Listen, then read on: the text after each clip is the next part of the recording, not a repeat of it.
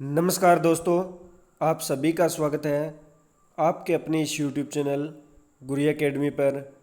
दोस्तों, आज दिनांक है 21 सितंबर 2022 और आज हम जानेंगे आज के करंट अफेयर के मोस्ट इम्पोर्टेंट क्वेश्चनों के बारे में। तो दोस्तों, जो करंट अफेयर के क्वेश्चन हैं ये आपकी सभी प्रतियोगी परीक्षाओं में पूछे जाते हैं, चाहे एसएससी हो, चाहे यूपीएससी हो, चाहे अदर कोई एग्ज़ाम हो। सभी एग्ज़ाम में करंट अफेयर के क्वेश्चन हैं ये पूछे जाते हैं। तो दोस्तों, लास्ट तक वीडियो में बने रहना है। अगर आपको ये वीडियो अच्छी लगे तो वीडियो को लाइक करना है, कमेंट करना है और ज़्यादा से ज़्यादा इस वीडियो को अपने दोस्तों में शेयर करना है। अगर आप इस गुड़िया एकेडमी चैनल पर नए हो तो इस चैनल को सब्सक्राइब कर लेना, बेल आइकन को प्रेस कर लेना ताकि जो नोटिफिकेशन है ये समय समय पर आपको मिलता रहे। तो चलिए आज के करंट अफेयर के क्वेश्चनों की शुरुआत करते हैं आज के मोटिवेशनल कोड के साथ। तो आज का मोटिवेशनल कोड है, सफलता तक पहुंचने के लिए असफलता के रोड से गुजरना पड़ेगा। सफलता तक पहुंचने के लिए जो असफलता की रोड है इसे गुजरना ही पड़ेगा। तो दोस्तों, अगर सफलता पानी है तो यानी असफलता अगर आए तो उस असफलता के रोड से हमें क्या है, गुजरना ही पड़ेगा। तभी क्या है, हम अपने लक्ष्य की प्राप्ति कर सकते हैं। तो चलिए, ये है आज का मोटिवेशनल कोड। तो क्वेश्चनों की शुरुआत करते हैं। आज का फर्स्ट क्वेश्चन है, हाल ही में अंतर्राष्ट्रीय सम्मान वेतन दिवस कब मनाया गया है? हाल ही में अंतर्राष्ट्रीय सम्मान वेतन दिवस कब मनाया गया है? तो अंतर्राष्ट्रीय सम्मान वेतन दिवस ये हाल ही में 18 सितंबर को मनाया गया है। अंतर्राष्ट्रीय सम्मान वेतन दिवस है 18 सितंबर को मनाया गया है। तो जो सम्मान वेतन दिवस है ये जो सभी जेंडर को सम्मान वेतन मिलने के लिए इस दिवस का जो है आयोजन किया जाता है। तो ये हर वर्ष 18 सितंबर को मनाया जाता है। तो अब बात करते हैं सितंबर माह में जो इम्पोर्टेंट डेज मनाए गए हैं उनके बारे में। तो 2 सितंबर विश्व नारियल दिवस मनाया गया। 3 सितंबर को नेशनल स्काई स्क्रैपर डे मनाया गया। 3 सितंबर को ही अंतर्राष्ट्रीय गिद्ध जागरूकता दिवस मनाया गया। नेक्स्ट है 5 सितंबर को अंतर्राष्ट्रीय चैरिटी दिवस मनाया गया। 7 सितंबर को ब्राज़ील स्वतंत्रता दिवस मनाया गया। 7 सितंबर को ही नीले आसमान के लिए अंतर्राष्ट्रीय स्वच्छ वायु दिवस मनाया गया। 8 सितंबर के लिए विश्व भौतिकी चिकित्सा दिवस मनाया गया। और 8 सितंबर में को ही विश्व फिजियोथेरेपी दिवस मनाया गया। 8 सितंबर को ही अंतर्राष्ट्रीय साक्षरता दिवस मनाया गया। नेक्स्ट है 9 सितंबर को हिमालय दिवस मनाया गया और विश्व ईवी दिवस मनाया गया। 10 सितंबर को विश्व आत्महत्या रोकथाम दिवस मनाया गया और विश्व प्राथमिक चिकित्सा दिवस मनाया गया। 11 सितंबर को पेट्रियट डे मनाया गया। 11 सितंबर को ही विनोबा भावे जयंती मनाई गई और 11 सितंबर को ही राष्ट्रीय वन शहीद दिवस मनाया गया।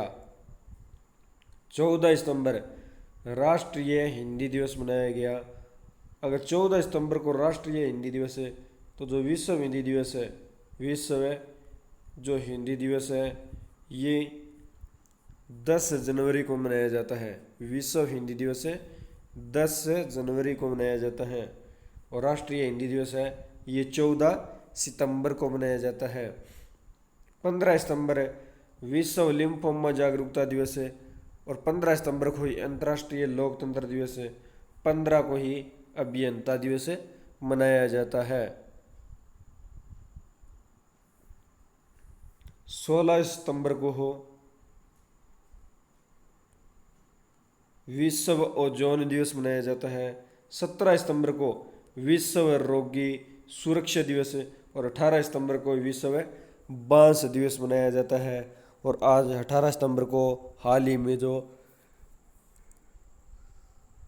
अंतर्राष्ट्रीय सम्मान वेतन दिवस है ये मनाया गया है। तो ये थे सितंबर माह में जो इम्पोर्टेंट डेज बनाए गए थे उनके बारे में, तो ये आपको ध्यान में रखना है। नेक्स्ट क्वेश्चन पे चलते हैं। हाल ही में किस राज्य के उपराज्यपाल ने 120 फीट लंबा राष्ट्रीय ध्वज राष्ट्र को समर्पित किया है? हाल ही में किस राज्य के उपराज्यपाल ने 120 फीट लंबा राष्ट्रीय ध्वज है ये राष्ट्र को समर्पित किया है? तो जो राष्ट्र ध्वज है ये जम्मू कश्मीर ने, जो 120 फीट लंबा राष्ट्रीय ध्वज है जम्मू कश्मीर ने राष्ट्र को जो है समर्पित किया है। तो जम्मू कश्मीर राज्य के उपराज्यपाल ने जो 120 फीट लंबा राष्ट्रीय ध्वज ये राष्ट्र को समर्पित किया है। तो अब जम्मू कश्मीर के बारे में, तो जम्मू कश्मीर में ग्राम रक्षा गार्ड योजना 2022 लागू हुई है। जम्मू कश्मीर में पहली बार मच्छल महिला क्रिकेट लीग का आयोजन हुआ है। देश की पहली कार्बन न्यूट्रल पंचायत जम्मू कश्मीर की पल्ली पंचायत बनी है। जम्मू कश्मीर के किश्तवाड़ जिले में चिनाब नदी पर 540 मेगावाट की क्वार जल विद्युत परियोजना को मंजूरी दी गई है। तो ये इतनी जानकारी आपको जम्मू कश्मीर के बारे में मिलती है। नेक्स्ट क्वेश्चन पे चलते हैं। हाल ही में राज्य और केंद्र शासित प्रदेशों के पर्यटन मंत्रियों का राष्ट्रीय सम्मेलन कहाँ आयोजित किया गया है?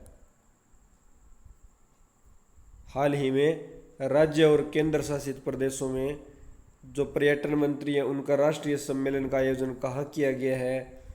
तो ये आयोजन हिमाचल प्रदेश के अंदर, हिमाचल प्रदेश राज्य में जो राष्ट्रीय सम्मेलन है, यानी राज्य और केंद्र शासित प्रदेशों के पर्यटन मंत्रियों का जो राष्ट्रीय सम्मेलन है ये हिमाचल प्रदेश राज्य के अंदर आयोजित किया गया है। तो अब हिमाचल प्रदेश की कैपिटल है शिमला। प्रेजेंट टाइम में हिमाचल प्रदेश के सीएम जयराम ठाकुर और हिमाचल प्रदेश के गवर्नर है राजेंद्र अर्लीकर। तो अब हिमाचल प्रदेश के बारे में, तो हिमाचल प्रदेश में धर्म स्वतंत्रता संशोधन विधेयक 2022 पारित किया गया है। जो हिमाचल प्रदेश के अंदर धर्म स्वतंत्रता संशोधन विधेयक 2022 पारित किया गया है। नेक्स्ट है मिंजर मेला हिमाचल प्रदेश में शुरू हुआ है। नेक्स्ट है भारत अमेरिका संयुक्त सैन्य वज्र प्रहार अभ्यास हिमाचल प्रदेश के बकलोह में शुरू हुआ है। नेक्स्ट है single plastic use by bag योजना, ये हिमाचल प्रदेश सरकार ने शुरू की है। नेक्स्ट है नारी को नमन योजना, ये भी हिमाचल प्रदेश सरकार ने शुरू किया है। और हिमाचल प्रदेश ने ड्रोन नीति को मंजूरी देने वाला जो है ये पहला राज्य बना है। हिमाचल प्रदेश है ड्रोन नीति को मंजूरी देने वाला पहला राज्य बना है। तो ये इतनी जानकारी आपको हिमाचल प्रदेश के बारे में याद रखनी है, तो यह आपको ध्यान में रखना है।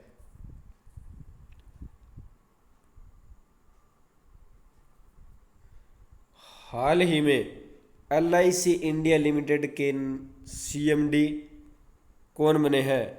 हाल ही में LIC इंडिया लिमिटेड के जो CMD है ये कौन बने हैं? तो LIC इंडिया लिमिटेड, तो इसके CMD प्रसन्ना कुमार मोटूफली ये LIC इंडिया लिमिटेड के जो है CMD बने हैं। तो बात करें LIC की जो स्थापना है ये 1956 ईस्वी के अंदर LIC की स्थापना हुई थी। और LIC का जो मुख्यालय ये मुंबई में स्थित है। LIC का मुख्यालय मुंबई में स्थित है और इसकी स्थापना 1956 ईस्वी को हुई थी। नेक्स्ट क्वेश्चन पे चलते हैं।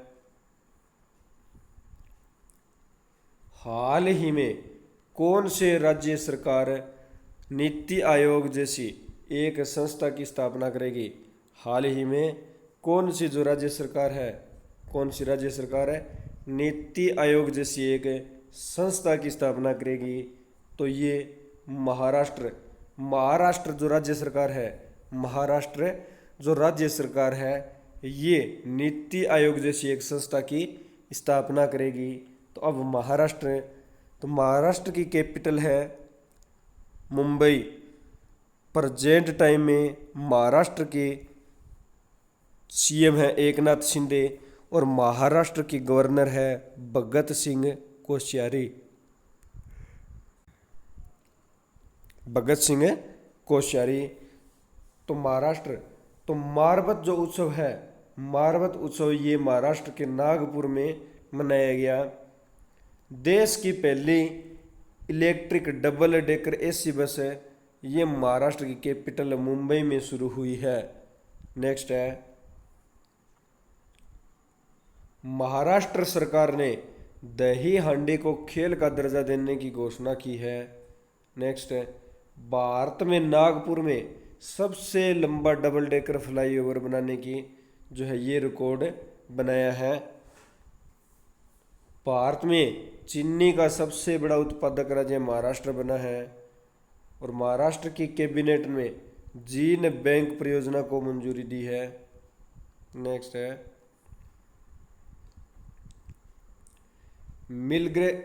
मिग्रेशन ट्रैकिंग सिस्टम ऐप विकसित करने वाला पहला राज्य है, ये महाराष्ट्र बना है और महाराष्ट्र के अंदर लोनार झील, उज्जैनी बांध, संजय गांधी नेशनल पार्क और जायकवाड़ी बांध है, ये सब महाराष्ट्र में है।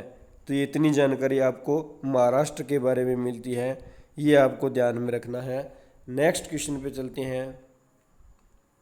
हाल ही में किस राज्य में 512 नई इंदिरा रसोइयों का शुभारंभ किया गया है? हाल ही में किस राज्य में 512 नई इंदिरा रसोइयाँ इनका शुभारंभ किया गया है? तो ये जो इंदिरा रसोई है यानी 512 जो इंदिरा रसोई है, इनका जो शुभारंभ है ये 512 जो इंदिरा रसोई है इनका शुभारंभ राजस्थान जो राज्य है, राजस्थान राज्य के अंदर इनका शुभारंभ किया गया है। तो राजस्थान की बात करें तो राजस्थान की कैपिटल है जयपुर। प्रेजेंट टाइम में राजस्थान के सीएम अशोक गहलोत है और राजस्थान के जो गवर्नर है, राजस्थान के गवर्नर है कलराज मिश्र। और राजस्थान के अंदर है सरिस्का नेशनल पार्क है, रणथंभौर नेशनल पार्क है, केवला देव घना पक्षी विहार है और मुकुंदरा हिल्स टाइगर रिजर्व, ये राजस्थान राज्य के अंदर है। और जो भारत का पहला सर्व महिला सहकारी बैंक है, ये राजस्थान में स्थापित है किया जाएगा। और वीर दुर्गादास जो राठौड़ की जो प्रतिमा है, इसका अनावरण भी राजस्थान के जोधपुर के अंदर जो है किया गया है। तो ये इतनी जानकारी आपको राजस्थान के बारे में मिलती है, तो ये इतना आपको ध्यान में रखना है। नेक्स्ट क्वेश्चन पे चलते हैं।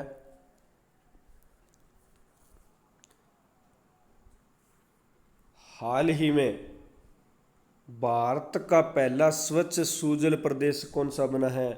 हाल ही में भारत का पहला जो स्वच्छ सुजल प्रदेश है ये कौन सा बना है? तो स्वच्छ सुजल प्रदेश ये अंडमान निकोबार बना है। अंडमान निकोबार है यानी ये केंद्र शासित है, केंद्र शासित प्रदेश है और यही हाल ही में जो स्वच्छ सुजल प्रदेश बना है। नेक्स्ट क्वेश्चन पे चलते हैं। हाल ही में किस राज्य सरकार ने स्कूलों में अनिवार्य खेल पीरियड और नो बैग डे शुरू करने का फैसला किया है? हाल ही में किस राज्य सरकार ने स्कूलों में अनिवार्य खेल पीरियड और नो बैग डे है इसे शुरू करने का फैसला किया है? तो ये किया है जो बिहार राज्य है, बिहार राज्य सरकार के द्वारा स्कूलों में अनिवार्य खेल पीरियड और नो बैग डे है ये शुरू करने का फैसला किया गया है। तो बिहार की कैपिटल है पटना। प्रेजेंट टाइम में बिहार के सीएम नीतीश कुमार और बिहार के गवर्नर फागू चौहान। तो अब बिहार के बारे में, तो बिहार की खगोलीय वेधशाला को यूनेस्को की महत्वपूर्ण संकटग्रस्त विरासत वेधशाला में शामिल किया गया है। नेक्स्ट है, फ्लिपकार्ट ने बिहार राज्य कौशल विकास मिशन के साथ समझौता किया है। नेक्स्ट है, भारतीय भूवैज्ञानिक सर्वेक्षण के अनुसार भारत का सबसे बड़ा स्वर्ण भंडार है, ये बिहार में मिला है। नेक्स्ट है, कलरव पक्षी महोत्सव, ये बिहार में मनाया गया है। कलरव पक्षी महोत्सव बिहार में मनाया गया है।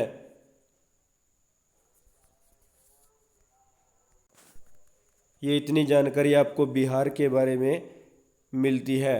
नेक्स्ट क्वेश्चन पे चलते हैं। हाल ही में बजरंग पूनिया ने 2022 विश्व कुश्ती चैंपियनशिप में कौन सा पदक जीता है?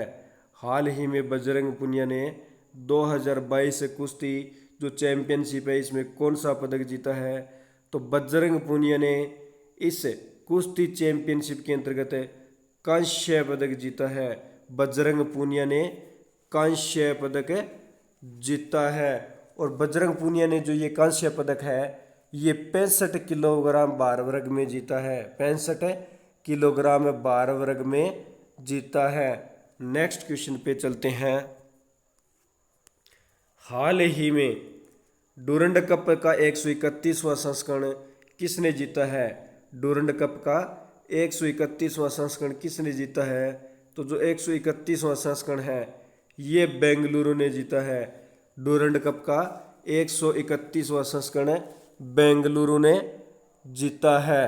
डूरंड कप का जो 131वां बेंगलुरु एफसी यानी बेंगलुरु एफसी यानी football club, Bengaluru football club ने जो है 131वां संस्करण जीता है।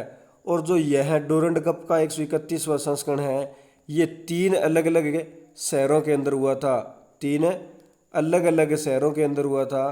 तो ये 3 शहर यानी कोलकाता, गुवाहाटी और रंफाल, कोलकाता, गुवाहाटी और रंफाल, इन तीनों शहरों के अंदर जो है डूरंड कप का 131वां संस्करण हुआ था। नेक्स्ट क्वेश्चन पे चलते हैं।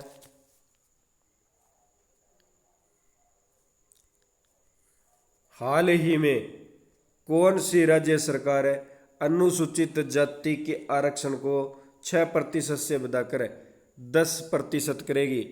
हाल ही में कौन सी जो राज्य सरकार है ये जाति के आरक्षण को 6% से बढ़ाकर 10% करेगी?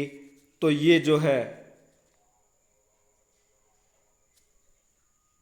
आरक्षण को 10% से बढ़ाकर जो 6% से बढ़ाकर 10% करेगी।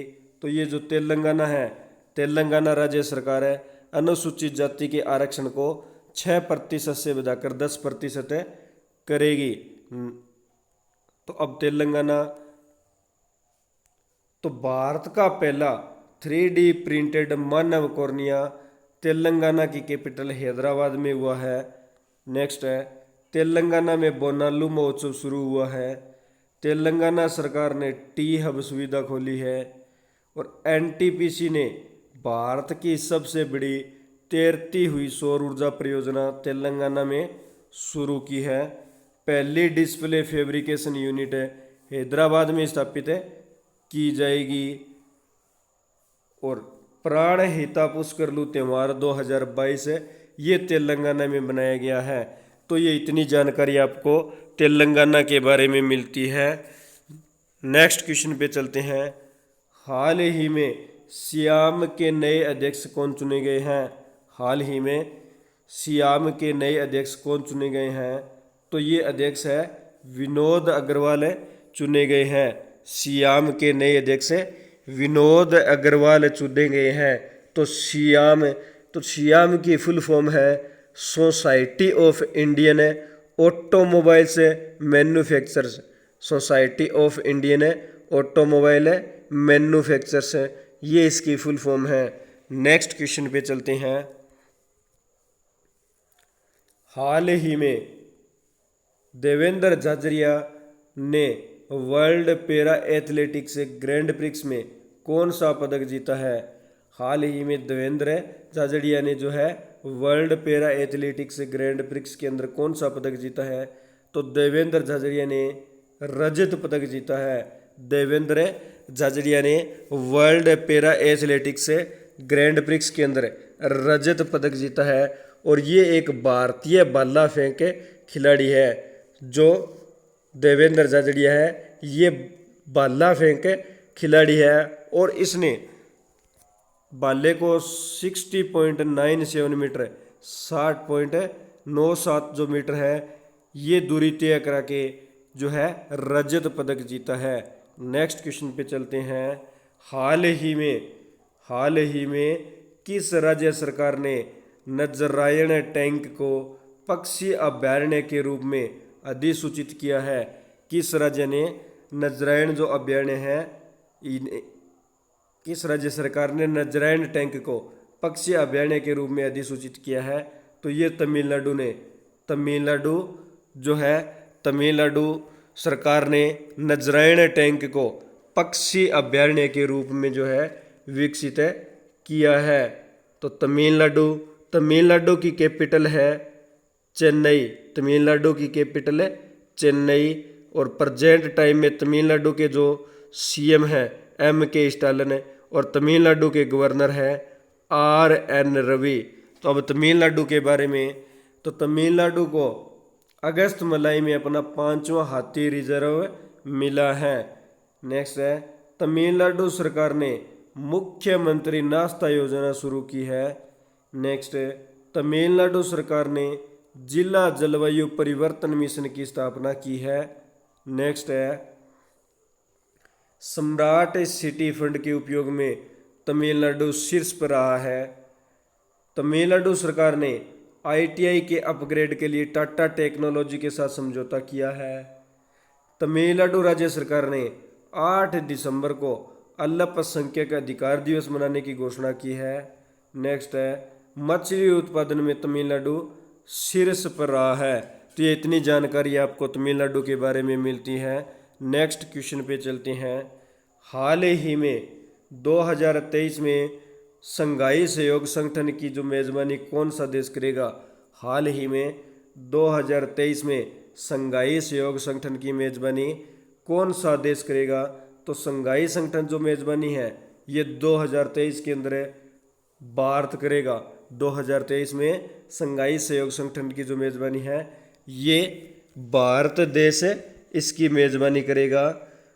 शंघाई यानी इसे SCO के नाम से जाना जाता है। शंघाई को SCO शंघाई सहयोग संगठन को SCO के नाम से जाना जाता है। तो SCO इसकी फुल फॉर्म है शंघाई कोऑपरेशन ऑर्गेनाइजेशन। शंघाई जो है इस संगठन को SCO के नाम से जाना जाता है यानी शंघाई कोऑपरेशन ऑर्गेनाइजेशन। तो ये इसकी फुल फॉर्म है और इसकी स्थापना 2001 ईस्वी में हुई थी।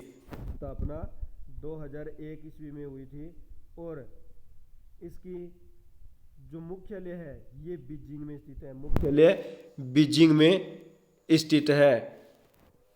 तो दोस्तों आज हमने आज के करंट अफेयर के मोस्ट इम्पॉर्टेंट क्वेश्चनों के बारे में डिस्कस किया। दोस्तों अगर आपको ये वीडियो अच्छी लगे तो वीडियो को लाइक करना है, कमेंट करना है और ज़्यादा से ज़्यादा इस वीडियो को अपने दोस्तों में शेयर करना है और अपने इस चैनल गुरिया एकेडमी को सब्सक्राइब करना है, बेल आइकन को प्रेस करना है ताकि नोटिफिकेशन आपको समय समय पर मिलता रहे। मिलते हैं नेक्स्ट वीडियो में। धन्यवाद दोस्तों। जय हिंद, जय भारत।